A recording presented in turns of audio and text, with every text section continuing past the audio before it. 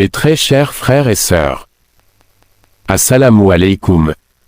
Que la paix soit sur vous, ainsi que la miséricorde d'Allah et ses bénédictions. Merci de partager vos idées sur les thèmes dans les commentaires pour les futures vidéos sur l'islam. Aujourd'hui, nous abordons un sujet important, qui attire l'attention de plusieurs personnes.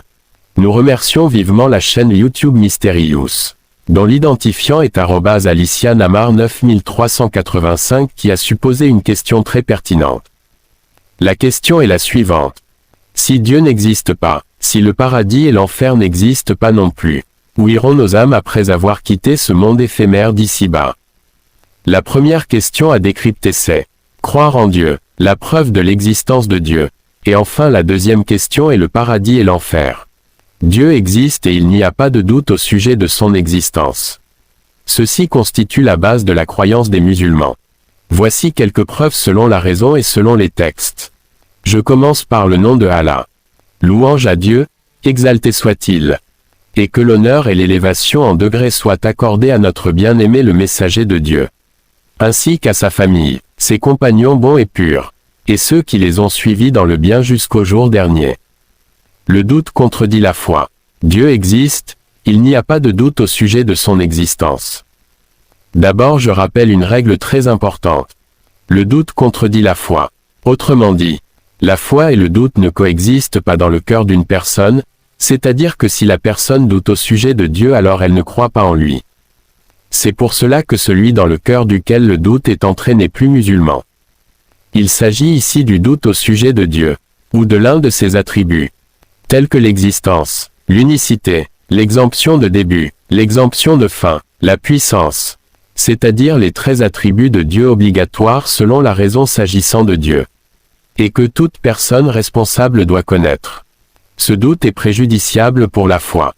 S'abstenir de se prononcer au sujet des 13 attributs est aussi préjudiciable. C'est le fait de dire par exemple, « Moi je ne dis pas si Dieu est tout-puissant ou pas ».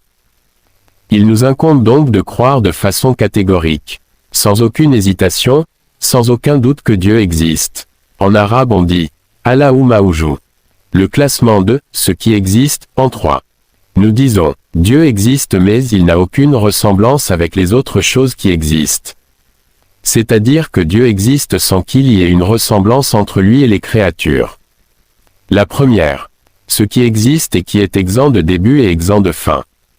Il s'agit de Dieu, c'est-à-dire que Dieu n'a pas de début à son existence.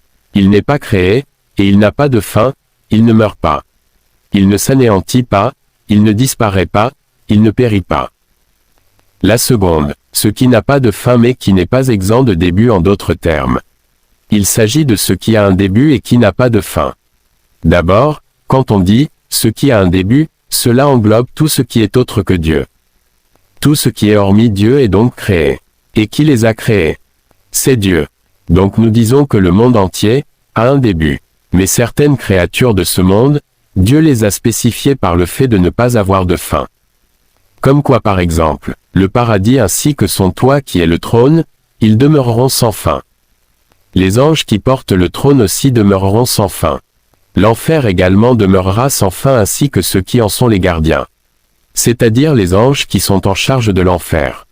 Nous disons de cette catégorie qu'ils ont un début mais qu'ils n'auront pas de fin. La troisième, ce qui a un début et une fin, comme nous. L'hésitation dans le cœur. Explication. Ainsi, Dieu existe, mais son existence n'est pas comme l'existence des créatures. En effet, il n'y a pas de début ni de fin à son existence. Il n'y a pas de doute au sujet de son existence. Alors, fais attention, que le doute ne pénètre pas ton cœur. Il nous incombe d'éviter le doute, car le doute au sujet de la foi a des conséquences. Le doute au sujet de l'islam a des conséquences. Il annule la foi, il fait sortir de l'islam la personne qui était auparavant musulmane. On parle ici du doute au sujet de Dieu et de ses attributs. Concernant maintenant les péchés qui ne font pas sortir de l'islam, l'hésitation dans le cœur, sans parler ni agir, à commettre un péché qui ne fait pas sortir de l'islam, comme par exemple, quelqu'un qui se dit dans son cœur, est-ce que je bois de l'alcool ou est-ce que je ne bois pas d'alcool? Dans son cœur il hésite. Alors le péché n'est pas inscrit à son encontre. parce que l'hésitation à commettre un péché n'est pas inscrite en tant que péché. Attention, ceci concernant l'hésitation à commettre un péché qui ne fait pas sortir de l'islam. Mais l'hésitation concernant la foi est nuisible, l'hésitation à propos de la foi est une mécréance. Chacun d'entre nous doit croire en l'existence de Dieu sans comment et sans endroit. Dieu existe sans comment, ni endroit, ni direction. C'est ainsi que l'a dit Ahmad ar-Rifai que Dieu l'agrée. La limite de la connaissance que l'on peut avoir au sujet de Dieu, c'est la certitude de son existence sans comment et sans endroit. Notre bien-aimé le messager d'Allah est celui parmi les gens qui a eu le plus de connaissances au sujet de Dieu. Je répète, le prophète est celui des gens qui a eu le plus connaissance de son Seigneur. Et malgré cela, la limite de ce à quoi il est parvenu, lui et les saints vertueux, la limite de cette connaissance, c'est la croyance que Dieu existe sans comment et sans endroit. Mais, qu'ont-ils donc de plus que les autres? C'est la crainte de Dieu et l'obéissance à Dieu. C'est ainsi qu'ils s'élèvent en degrés selon le jugement de Dieu. Donc, quand on dit « Dieu existe sans comment », que veut dire le mot « comment » ? Il s'agit de tout ce qui est attribut des créatures. Quelle est la définition de l'endroit? Également quand on dit « Dieu existe sans endroit », quelle est la définition de l'endroit? C'est l'espace qu'une substance remplit. Retenez-la, qu'est-ce que l'endroit? C'est l'espace rempli par une substance. Moi je suis une substance, je remplis un espace. Cet espace, par rapport à moi, qu'est-ce qu'on en dit? On dit que c'est un endroit pour moi. Je suis un corps, j'ai un volume, je remplis un espace. Il y a là des créatures telles que le Soleil, la Lune, là où ils sont, les orbites dans lesquelles ils tournent, on dit que ce sont leurs endroits. Tandis que Dieu, il est exempt de l'endroit. Différents espaces dans ce monde. Parlons maintenant de différents espaces dans ce monde. Sous la 7e terre, il y a Al-Farq qui est un corps que Dieu a créé. Dieu l'a créé au-dessus de l'enfer, c'est une créature que Dieu a créée dans la direction du bas, et l'enfer est en dessous, puis, au-dessus de Al-Farq, il y a les 7 terres.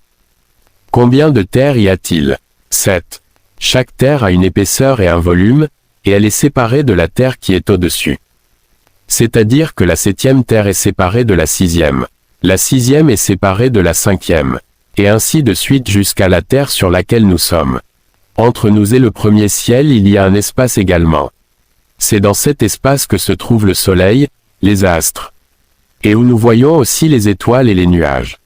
Puis il y a le premier ciel et 6 autres au-dessus. Ce qui fait 7 cieux. Également, chaque ciel a une épaisseur. Les cieux sont des corps solides, ce ne sont pas une fumée comme il est dit dans certains livres. D'autre part, entre un ciel et un autre, il y a un espace et ainsi de suite jusqu'au 7e. Puis au-dessus du 7e, il y a des créatures parmi lesquelles il y a le paradis. Le paradis se trouve au-dessus du 7e ciel, c'est-à-dire qu'il en est séparé. Le sol du paradis est autre chose que le 7e ciel. Le paradis est un corps indépendant, qui a un sol, une muraille, des portes et dont le toit est le trône de Dieu Ar-Rahman. Dieu a créé les endroits, il n'en a pas besoin. Donc récapitulons, le trône, le paradis, les 7 cieux, l'espace qui se trouve entre le premier ciel et cette terre. Puis les 7 terres et en dessous, Al-Farq et l'enfer, tout cela, ce sont des endroits. Qui les a créés? C'est Dieu et Dieu n'y habite pas. Ainsi, il existe sans endroit.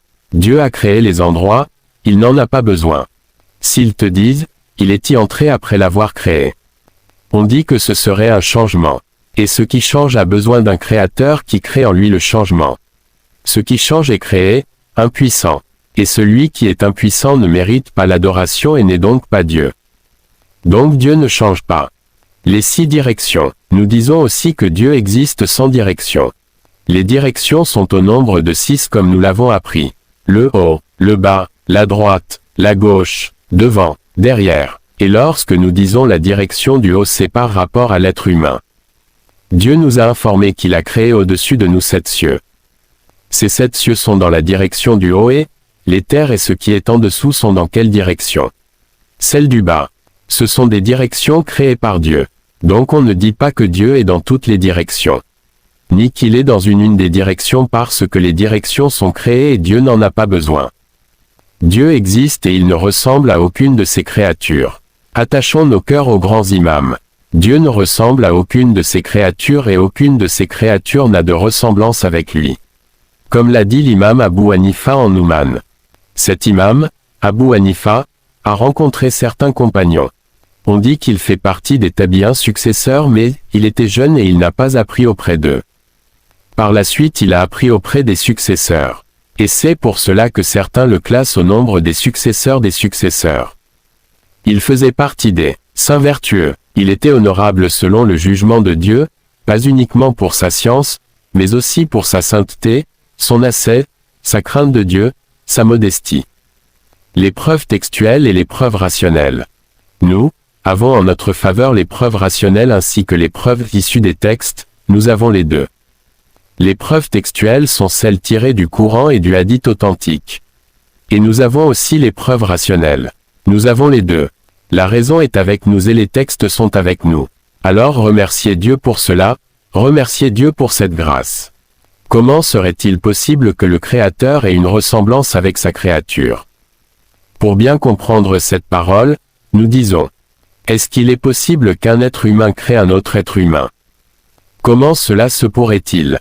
Une chaise est-il possible qu'elle crée une autre chaise? Non, car toutes les deux ont les mêmes attributs. Il y a une ressemblance entre les deux. Quel mérite aurait l'une sur l'autre?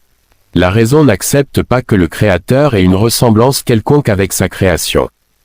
Vous avez remarqué ce que les savants ont dit. Si le Créateur avait une ressemblance avec ses créatures, alors il lui serait possible tout ce qui est possible aux créatures. Nous, il nous est possible le changement, l'évolution, l'anéantissement, la transformation. N'est-ce pas? Celui qui est comme l'être humain, lui qui change, qui évolue, qui passe d'un état à un autre, il lui est possible également de changer, d'évoluer et de passer d'un état à un autre. Et bien sûr cela n'est pas digne de Dieu qui, lui, est exempt de toute imperfection. C'est pour cela que, nécessairement, le Créateur n'a aucune ressemblance avec les créatures. Cette parole que nous disons et que nous répétons n'est donc pas une chose nouvelle. Dieu existe. Preuve dans Al-Coran honoré. Dieu nous a fourni une preuve dans Al-Coran honoré par la Dame Mariam. Elle qui est la meilleure des femmes de l'humanité. Et son fils notre Jésus que nous appelons en islam Isa alayhi salam qui compte parmi les meilleurs prophètes. Dieu a dit. Ils mangeaient tous de la nourriture. Regardez cet exemple qui explique que celui qui mange et boit. Qu'est-ce qu'il est? Une créature. Il a des semblables que l'on ne peut dénombrer, il ne peut donc être Dieu. Donc, celui qui se fatigue, qui dort, qui a faim, qui a soif, qui a un descendant, un ascendant, qui a des ressemblants, et qui a des semblables. Il n'est pas Dieu. Dieu n'a pas de ressemblance avec les créatures. Le Seigneur n'a pas de ressemblance avec ce qui lui appartient et nous lui appartenons. Dieu ne nous ressemble pas. Dieu dit. Y aurait-il un doute au sujet de Dieu? Ce n'est pas une interrogation véritable qui appelle une réponse. Ce n'est pas non plus une interrogation par laquelle il est voulu mettre le doute sur l'existence de Dieu. En fait, le verset, qui signifie « Y aurait-il un doute au sujet de Dieu ?» est au mode interrogatif mais ce qui est en visée c'est d'affirmer catégoriquement qu'il n'y a aucun doute au sujet de l'existence de Dieu. C'est cela le sens. Il n'y a pas de doute à propos de l'existence de Dieu. L'interrogation rhétorique. Dieu existe. L'argumentation rationnelle globale.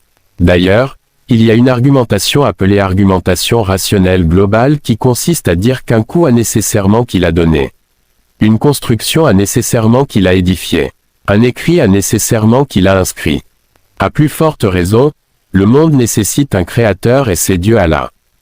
C'est pour cela que ce monde a été appelé en arabe Alam.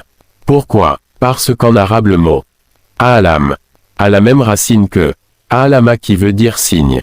Le monde est donc appelé en arabe Alam. C'est un signe, une preuve de l'existence de celui qui en est le créateur. Mémorisons cela. Le monde a été appelé en arabe Alam parce qu'il est une Alama. Un signe de l'existence du créateur. Dieu existe, preuve du hadith. Le messager de Dieu a dit. Dieu est de toute éternité et rien d'autre que lui n'est de toute éternité. Rapporté par Al-Bukhari et d'autres. Lorsque des gens du Yémen sont venus voir le prophète, le messager leur a dit la parole. Cela veut dire que, de toute éternité, Il n'y a rien d'autre avec Dieu. Ni ciel, ni terre, ni être humain, ni ange. Il n'y a rien avec Dieu de toute éternité. Voilà ce que nous disons. Et qui a dit cela? Le meilleur des hommes. C'est un hadith sahih rapporté par Al-Bukhari et par Ibn Jarou qui était hafid. De même que le hafid Al-Bayhaqi l'a rapporté et l'a jugé sahih. Ils ont tous dit à propos de ce hadith. C'est un hadith sahih authentique. Ce hadith est une preuve que Dieu existe sans endroit. Donc l'endroit, c'est Dieu qui l'a créé, l'endroit n'existe pas de toute éternité avec Dieu. Et après que Dieu a créé l'endroit, il ne change pas. Une belle parole pour conclure. Je termine ce sujet par une bonne parole que répètent beaucoup de personnes. Il est exempt d'imperfection, celui qui fait changer les choses alors que lui ne change pas. Le fondement de la croyance, c'est de connaître Dieu et de croire en lui. Et de connaître son messager comme il convient de le connaître et de croire en lui. C'est le premier des devoirs, la base des devoirs, le plus important et le meilleur d'entre eux. C'est la base sans laquelle les œuvres ne sont pas valables. Si quelqu'un meurt en étant musulman, il entrera nécessairement au paradis. Le paradis dans lequel il y aura pour le pieux ce qu'aucun œil n'a jamais vu. Ce qu'aucune oreille n'a jamais entendu. Et ce qui n'a pas même effleuré l'imagination d'un être humain. Le paradis dont la croyance musulmane est la clé. Le paradis et l'enfer GN. Au-delà. Parmi les choses que le prophète Muhammad sallallahu alayhi wa sallam a transmis. Et auxquelles il est un devoir de croire. Il y a le paradis et l'enfer. Le paradis est la demeure de la paix, de la félicité et de la joie. Allah l'a préparé pour les croyants. Il contient des fleuves de miel pur, de lait et d'un camar qui n'est pas comme les boissons alcoolisées de ce bas monde qui font perdre la raison. Et il y a au paradis d'autres sortes de félicités éternelles. Au paradis la félicité est sensible. Le musulman l'éprouve par le corps et par l'âme. Au paradis il y a des degrés, certains sont plus élevés que d'autres. Le plus haut des degrés du paradis est celui des prophètes. Les gens du paradis ne ressentiront ni tristesse ni chagrin. Ils ne tomberont pas malades, ils ne vieilliront pas et ne mourront pas. Ils demeureront éternellement au paradis et n'en sortiront jamais. Ils seront dans une félicité éternelle, sans fin. Le paradis se trouve au-dessus du 7e ciel en étant séparé de ce dernier. Allah subhanahu ta'ala dit dans le Saint-Coran. Celui qui obéit à Allah et à son messager, Allah le fera entrer dans des jardins sous lesquels coulent des rivières. Ils y demeureront éternellement et c'est cela la grande réussite. Sourate An-Nisa, ayat 13. Et Allah a réservé pour ses esclaves vertueux ce qu'aucun œil n'a jamais vu, ce qu'aucune oreille n'a jamais entendu, et ce qui n'est venu à l'imagination d'aucun humain. Le messager de Allah a dit. Allah subhanahu ta'ala dit. J'ai réservé pour mes esclaves vertueux, ce qu'aucun œil n'a jamais vu, ce qu'aucune oreille n'a jamais entendu, et ce qui n'est venu à l'imagination d'aucun humain. Rapporté par Al-Bukhari. Le messager de Allah a dit. Y a-t-il quelqu'un prêt à œuvrer pour gagner le paradis? Certes, le paradis est sans pareil. Il est, par le Seigneur de la Kaaba, lumière scintillante, des plantes avec des parfums odorants, palais édifiés, fleuves coulants sans lit, fruits nombreux et mûrs, belle épouse et grand nombre de joyaux dans une résidence éternelle, dans une joie et une splendeur, dans une résidence élevée parfaite, et superbe, rapporté par Ibn Hibban. Parmi les choses que le prophète Muhammad sallallahu alayhi wa sallam a transmis, et auxquelles il est un devoir de croire, il y a le paradis et l'enfer. L'enfer. Il est un devoir de croire que l'enfer est la demeure du châtiment, et qu'il ne s'anéantira pas. Allah l'a préparé pour les non-croyants qui ont choisi la mécréance et ont refusé l'islam. Il y a dans l'enfer un châtiment concret, réel. La chaleur de l'enfer dépasse de beaucoup la chaleur de ce bas monde. Et son froid dépasse de beaucoup le froid de ce bas monde. L'enfer existe actuellement, il se trouve sous la 7e terre. Les non-croyants y resteront éternellement et n'en sortiront jamais. Le messager de Allah a dit. L'enfer a été attisé 1000 ans jusqu'à devenir rouge, et 1000 ans jusqu'à devenir blanc, et 1000 ans jusqu'à devenir noir. Il est noir obscur, rapporté par At-Tirmidhi. Allah subhanahu ta'ala dit. Certes, Allah a maudit les non-croyants et leur a préparé l'enfer, où ils resteront éternellement, à jamais. Ils ne trouveront personne à qui s'en remettre ni personne pour les soutenir. Sourate Al-Ahzab. Ayat 64, 65. Ainsi celui qui renie que l'enfer demeure éternellement n'est pas musulman. En revanche, les musulmans qui faisaient partie des grands pécheurs, c'est-à-dire qui commettaient les grands péchés et sont morts sans s'être repentis, sont en deux sortes. Un, ceux à qui Allah épargnera le châtiment de l'enfer, par l'intercession du prophète sallallahu alayhi wa sallam ou par une autre cause, et que Allah fera entrer au paradis, par sa miséricorde, sans châtiment. De ceux que Allah châtiera un certain temps en enfer, puis il les en fera sortir pour les faire entrer au paradis, car ils sont morts croyants. La louange est à Allah, le créateur du monde. Le messager de Allah a dit: celui pour qui Allah veut le bien, il lui facilite l'apprentissage de la religion. Wa Allahu alam.